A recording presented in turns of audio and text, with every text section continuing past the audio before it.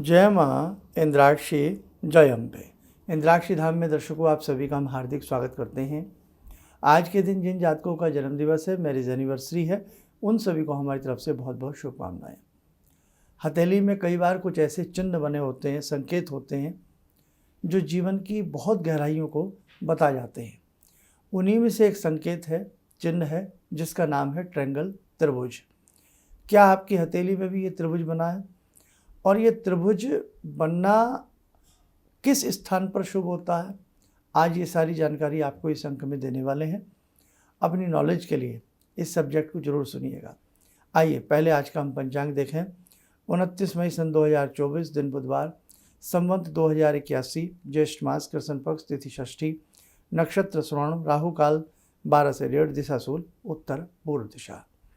अब सबसे पहले तो आप ये जानें कि त्रिभुज की आकृति क्या अपने आप बनती है, या ये समस्त रेखाओं के ऊपर होती है, या ये सबके हाथ में होती है। ऐसा नहीं है कि सबके हाथ में ये रेखा हो, ये आकृति हो, किसी किसी के हाथ में ये होती है। और ये भी ज़रूरी नहीं कि किसी व्यक्ति के एक ही स्थान पर या सभी व्यक्तियों के एक ही स्थान पर ये त्रिभुज बना होगा। ये अलग अलग स्थानों पर स्पष्ट रूप में त्रिभुज हो। एक तो हमें हथेली के मध्य में कुछ रेखाओं के चलने से, कुछ रेखाओं के माइनस प्लस होने से, या रेखाओं के आपस में कटान और जुड़ाव होने से त्रिभुज जैसी आकृति महसूस होती है। ये नहीं, जहाँ आपके किसी भी ग्रह के ऊपर, कुंडली में ग्रह बोलते हैं, हाथ की रेखाओं में इन्हें पर्वत कहा जाता है। तो कुंडली का हिसाब अलग होता है, लेकिन हाथ की रेखाओं को देखने के लिए बिल्कुल डिफरेंट हिसाब होता है। अब हाथ की रेखाओं में, आपकी हथेली में अगर त्रिभुज बिल्कुल स्पष्ट रूप से कहीं भी दिखाई दे, उसके अलग अलग मायने होते हैं। तो आइए सबसे पहले हम प्राचीन पद्धति की बात करते हैं। प्राचीन पद्धति के अनुसार व्यक्ति के हाथ में 90 प्रकार के चिन्ह पाए जाते हैं, लेकिन आज उन चिन्हों में विलुप्तता आ गई है। बहुत कम ऐसे चिन्ह हैं जो व्यक्ति के हाथ में पाए जाते हैं। सर्पाकृति, ध्वज की आकृति, तलवार की आकृति, कमल की आकृति, शंख की आकृति, चक्र की आकृति, क्रॉस की आकृति, त्रिभुज की आकृति, वृक्ष की आकृति, पानी जैसी झरने की आकृति, ग्रिल की आकृति और बहुत सारी आकृतियाँ। लेकिन 90 आज प्रॉपर, मैंने तो अब तक 35 साल के कैरियर में 90 की 90 आकृतियाँ देखने को किसी व्यक्ति के हाथ में 4-5 ही आकृतियाँ मिलती हैं, और किसी के हाथ में एक आकृति भी नहीं मिलती है। कम टू द पॉइंट पे आते हैं। त्रिभुज की आकृति सबसे ज़्यादा जो अच्छी मानी गई है वो जुपिटर माउंट के ऊपर मानी गई है। आप इस चित्र के माध्यम से देखें, सबसे पहली उंगली इंडेक्स फिंगर के नीचे गुरु पर्वत का वास होता है, जुपिटर माउंट होते हैं। तो जुपिटर माउंट के ऊपर अगर किसी के स्पष्ट त्रिभुज बना हो इस प्रकार से, तो निश्चित जानिएगा ऐसा व्यक्ति वाक कौशल होता है, वाक चतुर होता है, शत्रुओं को मित्र बनाने की उसके अंदर ताकत होती है। और यही त्रिभुज का चिन्ह बड़े बड़े राजनीतिज्ञों के हाथ में पाया जा सकता है। जितने बड़े टॉप के लीडर होते हैं या बड़े बड़े राजनीतिज्ञ होते हैं, अगर किसी के हाथ में ये चिन्ह है तो वास्तव में राजनेताओं में उसकी एक बहुत अच्छी पकड़ होती है, बहुत अच्छी उसकी गिनती आती है। दूसरी स्थिति, यही त्रिभुज की आकृति महापुरुषों के हाथ में पाई जाती है। यही त्रिभुज की आकृति बड़े बड़े वक्ताओं के हाथ में पाई जाती है। अब कहने का भाव यहाँ ऐसे समझें कि जिन व्यक्तियों की हथेली में ख़ास तौर से जुपिटर माउंट के ऊपर ये त्रिभुज की आकृति होगी, एक बहुत उच्च कोटि के संत हो सकते हैं, बहुत उच्च कोटि के भविष्य वक्ता हो सकते हैं, एक बहुत अच्छे वक्ता भी हो सकते हैं, जिनकी वाणी से या जन के उपदेश से, जन के विचारों से जन का कल्याण हो। यही त्रिभुज की आकृति किसी जिसके हाथ में हो वो बहुत बड़ा, किसी राजनीतिक क्षेत्र में बहुत बड़ा नाम कमाने वाला व्यक्ति हो सकता है। दूसरी बात, यही त्रिभुज की आकृति यहीं पर, इसी स्थान की मैं बात कर रहा हूँ, अभी मैं किसी दूसरे स्थान की बात नहीं कर रहा हूँ, जुपिटर माउंट की मैं बात कर रहा हूँ। अब जुपिटर माउंट पर ही यही त्रिभुज की आकृति किसी के व्यक्ति के हाथ में हो, वो बहुत वाक शक्ति में, कला कौशल में परिपूर्ण होता है।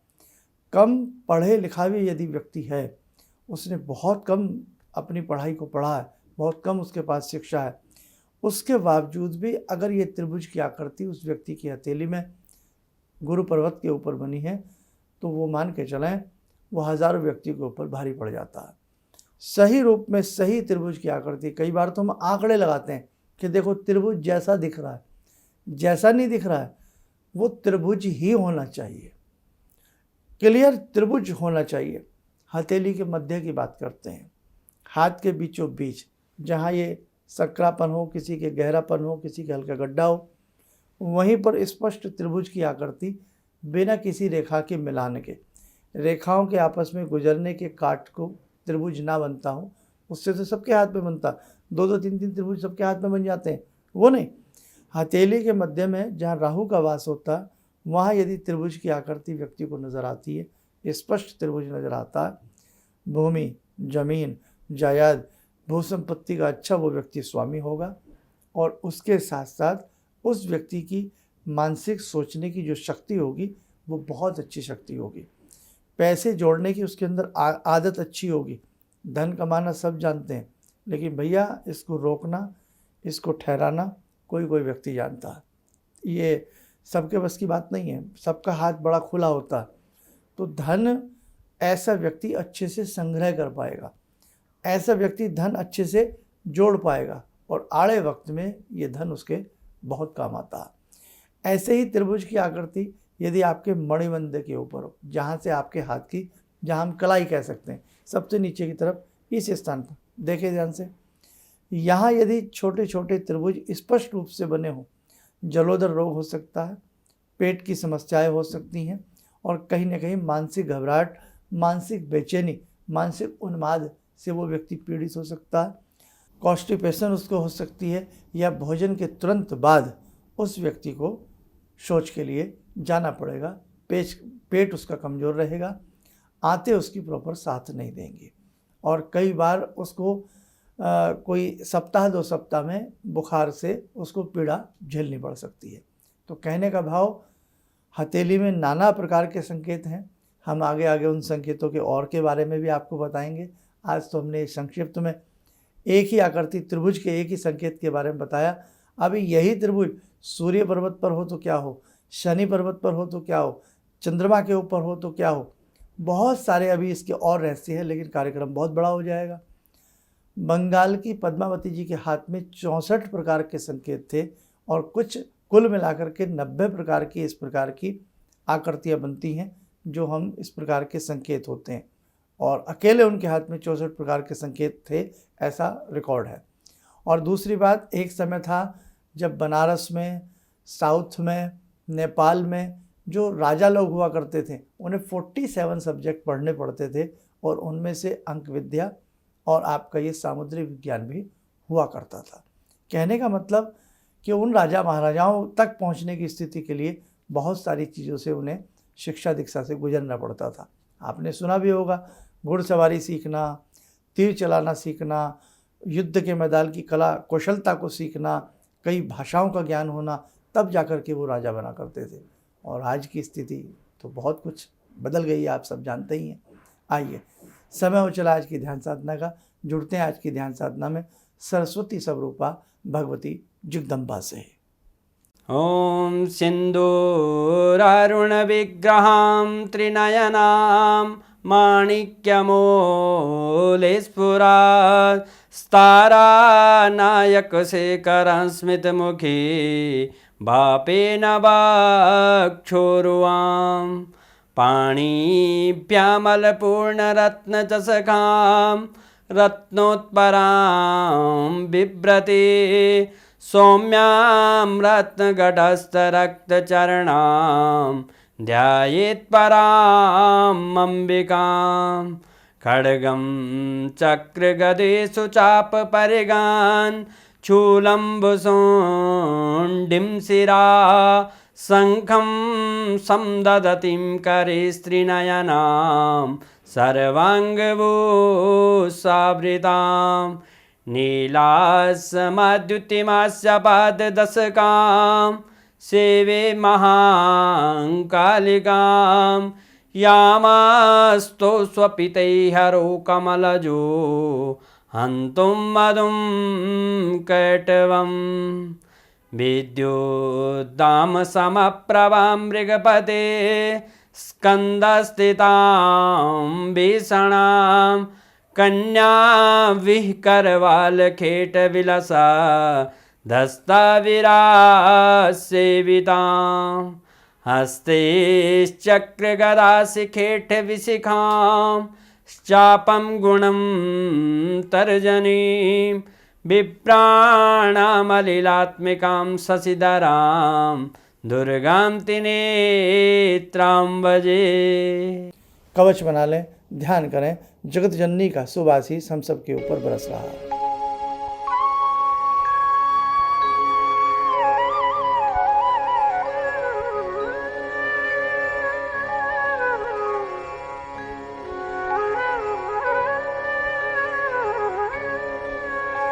ओम बोलते हुए नेत्र खोलें, सामान्य हो जाए। देखो साधकों, ये ज्ञान है। इस विपुल भंडार को हम जितना सुन सकते हैं, समझ सकते हैं, उतना ही कम है। हस्तरेखा सामुद्रिक विज्ञान भी इसको कहते हैं। ये बहुत गहरा ज्ञान होता है। आप यूं ही हमारी क्लासेस इस प्रकार की लेते रहिएगा। जो स्टूडेंट हैं, जो ज्योतिष को सीख रहे हैं, सामुद्रिक पामिस्ट्री को सीख रहे हैं, आप ऐसे ही जुड़े रहिएगा। बहुत सारी चीज़ें आपको स्वयं में अपने बारे में भी पता लगेंगी और आप अपने किसी महफिल में अपने यार दोस्तों का, प्रेमियों का, परिवार वालों का हाथ देख करके सबको चौंका भी सकते हैं। चलिए, आप सब स्वस्थ रहें, सुखी रहें। इन्हीं शुभकामनाओं के साथ हम अपनी वाणी को विराम देते हैं। जय जय अम्बे। किसी भी समस्या के समाधान के लिए मिले प्रसिद्ध हस्तरेखा एवं वास्तु विशेषज्ञ प्रोफेसर धर्मेंद्र शर्मा जी से। नोट: शिविर में भाग लेने हेतु एवं व्यक्तिगत रूप से मिलने के लिए कॉल करने का समय सुबह 10 बजे से शाम 6 बजे तक।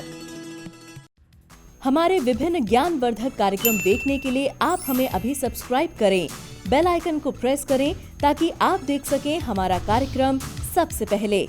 और अधिक जानकारी के लिए फेसबुक पेज को लाइक करना न भूलें।